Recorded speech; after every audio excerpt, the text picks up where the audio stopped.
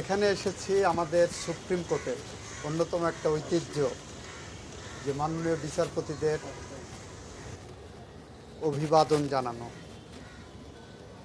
ওনাদেরকে ওনাদের জন্মের ইতিহাস, বেড়ে ওঠার ইতিহাস, ওনাদের কর্মময় জীবনের উপরে আমরা ওনাদেরকে পড়ে শোনাই এবং ওনাদেরকে অভিবাদন জানাই এই অঙ্গনে। ফলে আজকে যারা এখানে এসেছেন ওনারা সুপ্রিম কোর্টের হাইকোর্ট বিভাগের বিচারপতি পদমর্যাদার। এটা আমাদের দীর্ঘদিনের ট্র্যাডিশন, তার অংশ হিসাবে আমরা আজকে এখানে এসেছি। এখানে এসে একটা জিনিসই বলেছি, আমরা বাংলাদেশে ন্যায় বিচার প্রতিষ্ঠা চাই। আমরা দেখতে চাই আমাদের এই বিচার প্রক্রিয়ার স্বচ্ছতা নিয়ে আন্তর্জাতিক মহলেও যাতে কোনো প্রশ্ন না আসে। আমরা দেখতে চাই এই বিচার প্রক্রিয়া ইন্টারন্যাশনাল স্ট্যান্ডার্ডের হয়।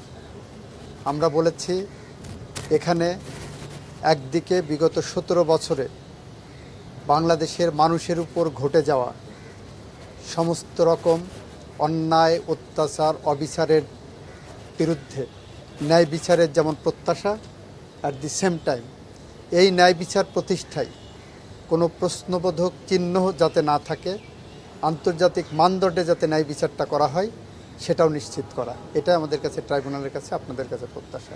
এটাই আমাদের কথা। স্যার আরেকটা কথা বলছিলেন স্যার, আপনি দিনের ভোট যাতে রাতে না হয় এরকম একটা কথা। এই ন্যায় বিচার প্রতিষ্ঠা হলেই বাংলাদেশের ইতিহাসে আর যাতে কেউ ক্ষমতায় টিকে থাকার জন্য সময়ে একটা ট্রাইব্যুনালের পক্ষে এতগুলো মামলার নিষ্পত্তি করা কঠিন হবে, সেই বিবেচনায় দ্বিতীয় ট্রাইব্যুনাল করা হয়েছে এবং মামলাগুলো ভাগাভাগি করে দুটো ট্রাইব্যুনালে দেওয়া হবে যাতে একই সাথে অনেকগুলো মামলার বিচার প্রক্রিয়া এগিয়ে নেওয়া যায়।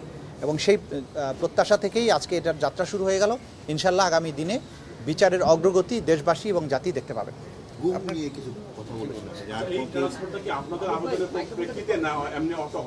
এটা হচ্ছে চিফ প্রসিকিউটরের আবেদনের প্রেক্ষিতে ওই ট্রাইব্যুনাল থেকে মামলাগুলো, ওই ট্রাইব্যুনাল আদেশ দিবেন চিফ প্রসিকিউটরের আবেদনের প্রেক্ষিতে এবং সেভাবে এখানে চলে আসবে। আর যেগুলো নতুন এখানে দায়ের করা হবে সেগুলোর জন্য কোনো আলাদা পিটিশনের দরকার হবে না। আমরা যেগুলোকে দরকার মনে করবো এখানে সরাসরি দায়ের করতে পারবো। সেটা তো ওখানে অলরেডি বিচার প্রক্রিয়া শুরু হয়ে গেছে, সুতরাং ওটা ওখানেই থাকবে। আর যেগুলোকে আমরা এর মধ্যে চিন্তা করে দেখব, যেগুলোকে এখানে দেওয়ার মতো সেগুলোকে আমরা এখানে নিয়ে আসবো। আর যেগুলো সামনে আসবে সেগুলোর অনেকগুলোই হয়তো এখানেই দায়ের করব যাতে করে ট্রান্সফারের ঝামেলায় যেতে না হয়।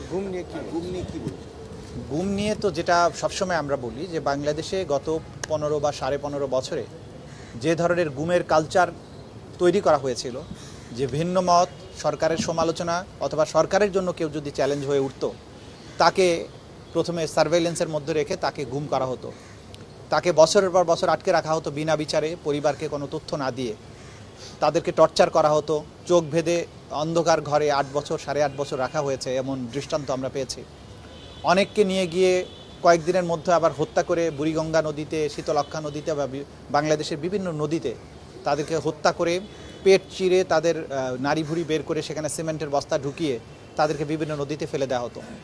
এই যে কালচারে পরিণত করা হয়েছিল বাংলাদেশে গুমকে, রাজনৈতিকভাবে ক্ষমতায় টিকে থাকার স্বার্থে রাজনৈতিক প্রতিপক্ষ অথবা অন্য কোনো অরাজনৈতিক প্রতিপক্ষ যারা তাদের ক্ষমতার জন্য চ্যালেঞ্জ হয়ে উঠতে পারে, এই কালচার থেকে বাংলাদেশকে বের করে আনতে হবে। যে বের করে আনার কাজটা প্রাথমিকভাবে করেছে জুলাই বিপ্লব।